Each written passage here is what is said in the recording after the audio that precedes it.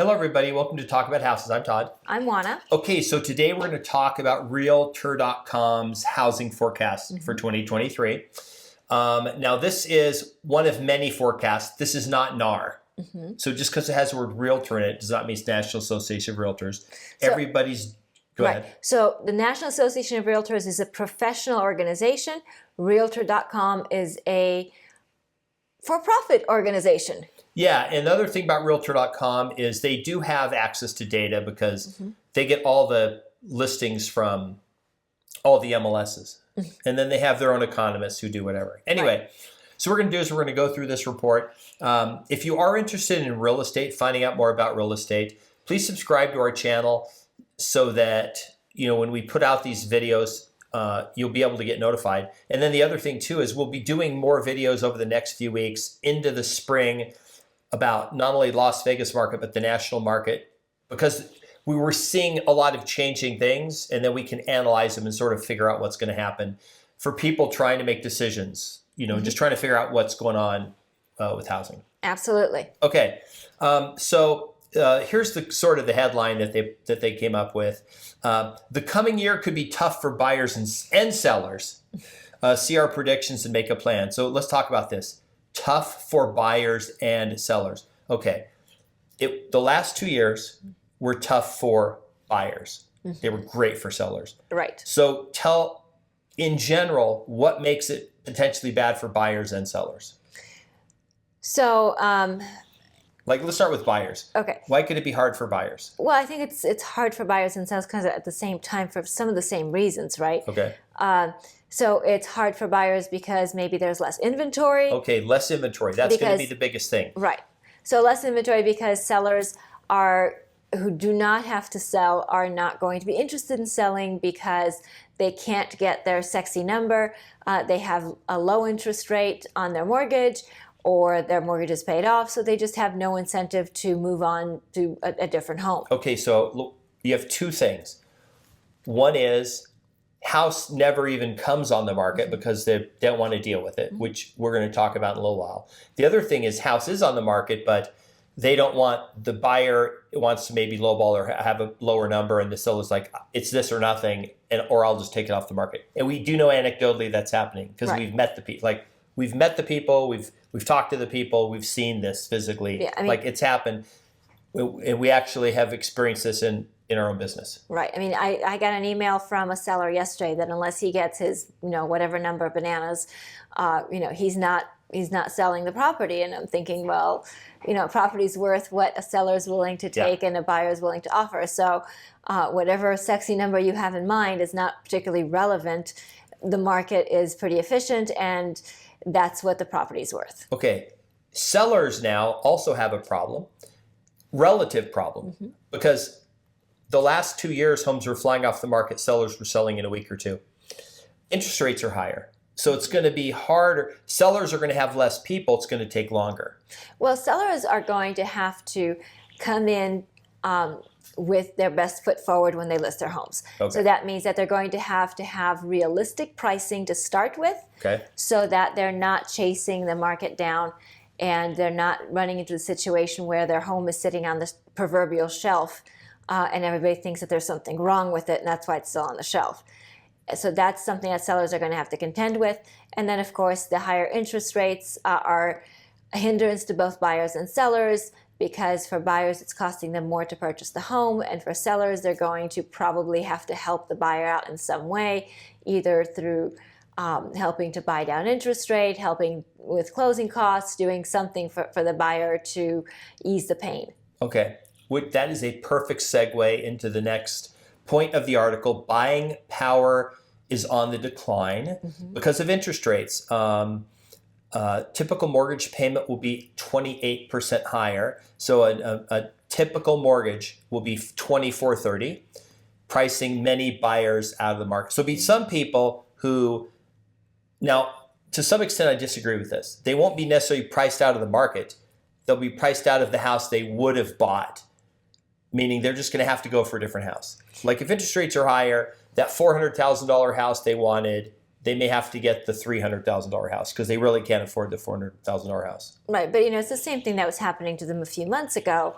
that $400,000 house that they wanted was now $450,000, so they still had to, adjust their wants and needs as far as the house goes. So, this is not particularly different. It's just for a different reason, but it's the same kind of scenario. Okay. Another thing, let's talk about mortgage rates really quick, because this mortgage rates to me is sort of it is affecting the market certainly, but every single person, if there was 100% correlation of mortgage rates going up and home prices going down, you could look historically and see this. And actually, this does not necessarily happen. So you have correlation right now, but you have other things happening in the market right now. Certainly, mortgage rates is a factor. Mortgage rates has choked off some people. Right. So, it's mortgage rates, it's unemployment, it's uncertainty. I think uncertainty is probably the chief component in all of this as far as creating anxiety and trepidation in the minds of both buyers and sellers, and making them make choices that are not necessarily based on fact, but based on emotion, because that's what uncertainty plays on, is it plays on our emotions. Mortgage rates are elevated. When they did their research, it was 7.4. They must have done it right at the peak, because they're actually below that now. And early 2023, they expect it to go down to 7.1% by the end of 2023, but we're already below that. And the forward-looking stuff, the last inflation numbers, and potentially, and the 10-year Treasury show we're probably going to be even below that. Like that's still a super high estimate. Because the reason I'm pointing this out is because they're estimating 7.1% interest rates, but then there's this other estimate that doesn't make sense if that's the case. And we'll talk about that in a minute. Right. But we don't really know. Like, nobody knows for sure. We did a video beginning of the year with a mortgage lender who said he thought they would go up to from 2 3/4 to 4%. Remember that? Right. And they were up 4% within 2 months, and then 5% 2 months after that, and then they just kind of kept going up. And they've actually gone down. We did that video. They've actually gone down the last 3 to 4 weeks. Consistently every week, mortgage rates have come down. Right, they have, and we've talked about this before, partly because mortgage rates are forward-looking, and as the Fed has signaled that they are going to slow down with the rate increases, then mortgage rates are decreasing too. I mean, we do know that Jerome Powell did say that at the next meeting, which is I think in a week or so, they are planning on 50 basis points for an increase, and probably thereafter maybe 25 basis points for the next maybe couple of meetings. So we're looking at 100 basis points in the next 3 months or so maybe. Which is 1%. Which is 1%. And then after that, we'll see. By then we'll be in the heat of the spring, so to speak, as far as the buying season for homes, and we'll see what that turns out like. Mortgage, just so average people know, they're kind of watching this, maybe don't pay a lot of attention to how this works, with the connection between the Federal Reserve. The Federal Reserve puts out a set of forecasts, and then the mortgage industry responds to that pretty quickly.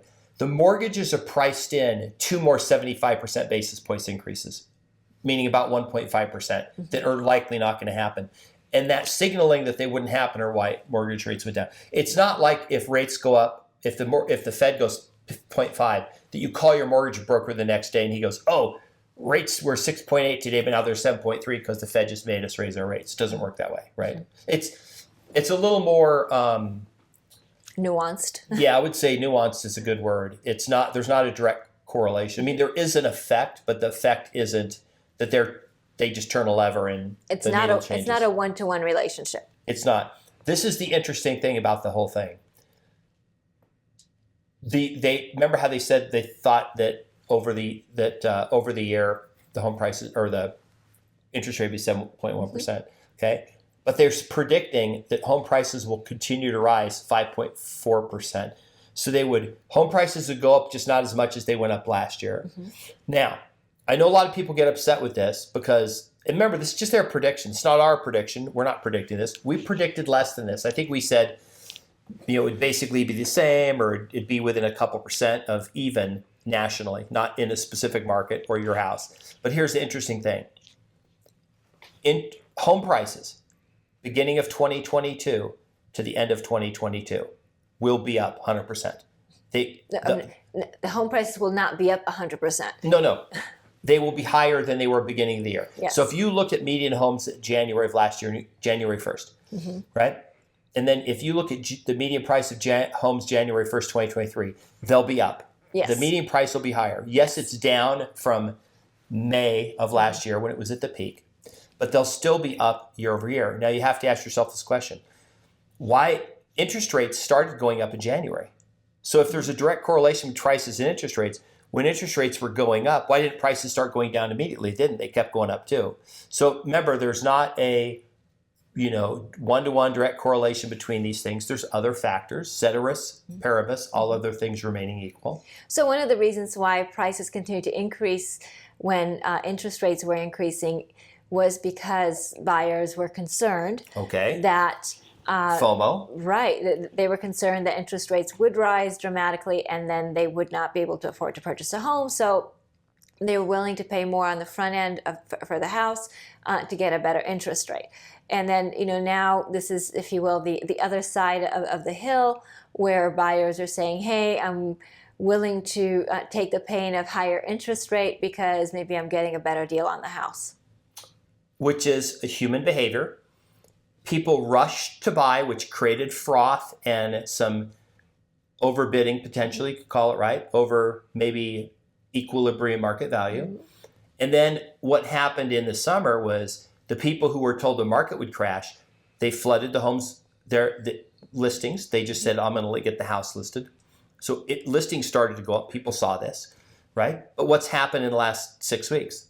Inventories declined. Right. It has. And it's really interesting. Case-Shiller came out with a report and they said, hey, we heard about this 20% decline in values. Not so fast. We're looking at about 2.5% decline in values over the course of 2022. So, the people who are saying that... From the peak. Yeah. The people who are saying the sky is falling, not so much. Yeah, and it didn't happen. It never materialized. Okay. Now, here's the interesting thing. This is the silver lining. They predict inventory will be up 22.8%.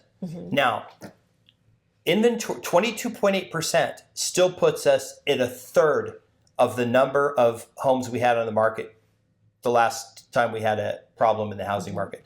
This is a very, very low number of homes, given the country is much bigger and we have more people, okay?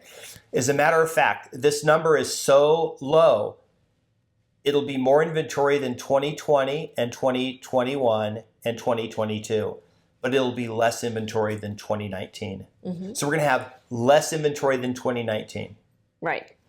So that's the problem. The problem is you're dealing with smaller market segments because you have less homes on the market, so buyers still don't have a ton of choices. Yep, that's a good point. Right? So it's harder for markets to be efficient when you don't have efficiency in the market. Right. But it doesn't take long for the market to sort itself out. No, markets are very good at doing that absent outside pressures. Outside pressures can be governmental pressures. They can be economic pressures. And they can be human, emotional, anticipatory type things. I think to me, the biggest ones are the government and the human anticipatory pressures. Right. To me, those are the biggest ones because the government pressures generate a lot of times that human anticipatory pressure. Okay, let's talk about that really quick. 2006, 7, 8, 9, people weren't flooding they weren't putting homes on the market because they thought prices might go down and they wanted to sell and get their money out. They were in a mortgage that was a pretty high interest rate. It was for the full value of the house, if not more. The house was worth much less than that.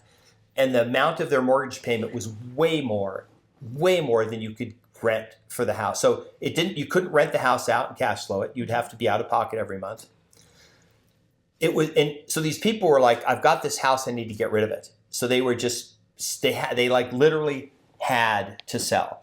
Right. And that doesn't exist today. People don't have to sell. Yeah. So it was a completely different scenario because people didn't have any equity because they hadn't put any money down. So they didn't have anything at risk, right? So the people who have been purchasing homes, since then, they've had to put, 10, 20, 30% down depending on their situation. So those people have something to lose. The people back in 2005, 6, 7, 8 didn't have anything to lose because they had gotten 100% mortgages, 125% mortgages, so they didn't have anything to lose. The interest rate, I think, was less of a factor. I think the fact that they didn't have their own money into it was a big factor. And then the second factor I think that was huge was exactly the point that you made, was that they could walk away from the house. They wouldn't have anything to lose because they hadn't put any money into it. And they could go rent the same house for less money, and that made sense. They couldn't rent out their house to cover their mortgage, and they didn't have any equity to protect. So that those two factors put together enabled people to walk away from homes, which was different than what had happened previously, and it's different than the situation that we have today. Okay. From 2007-ish to 12, those 5 years, between you and I, we sold about over 3,000 listings. Well, we only did listings, bank-owned listings. By far, over half of those were cash sales. Right. We were doing cash sales like crazy. Right, and a lot of those people were either investors or they were people who decided that they would not continue to make those mortgage payments, and they would sit in the house and save up their money. And then when the house went back to the bank, they would go ahead and take their relocation assistance and couple that with the money that they had saved by not making mortgage payments, and they would turn around and buy a house. Yeah, they would buy a house. And because they're paying cash, they don't have to qualify. It doesn't matter what their credit is. They're just buying it, right? Right. Okay. I believe the combination of two things is a substantial game changer. One is the number of people who paid cash for a house. The second is the people who bought homes on such a low interest rate that their risk in housing decline is basically nothing. Because let's say the house is worth $0. Let's say that the money you put down and everything is worth $0. You still wouldn't want to liquidate the house. And the reason you wouldn't want to liquidate the house is from a cash flow perspective.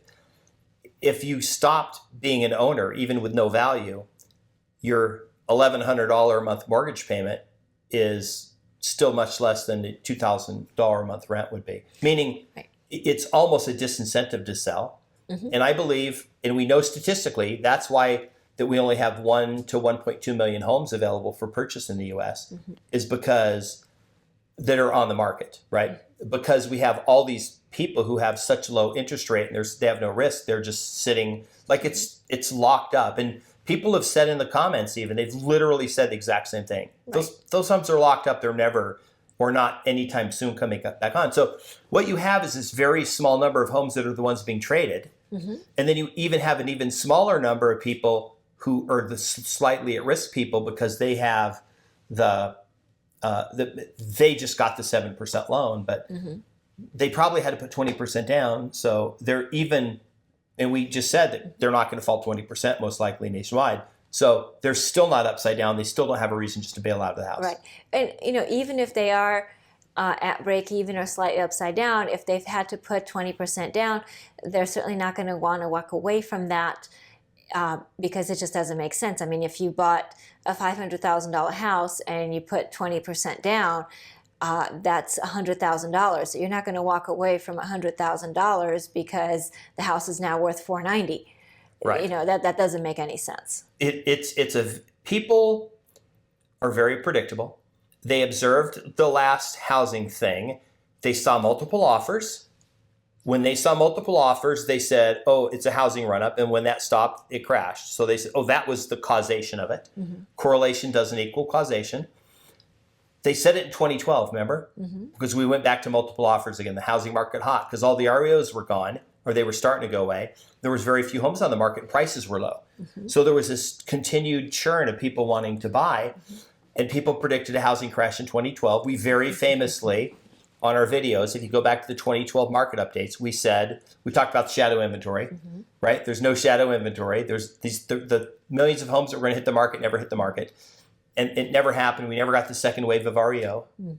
It just never happened. And there were literally people saying, and there were actually people that had bought a house in like 09 at the bottom of the market. And then 3 years later, they made, some gains, 30, 40, 50 grand. And they sold the house. And there were people encouraging them to sell the house before the market crashed, right?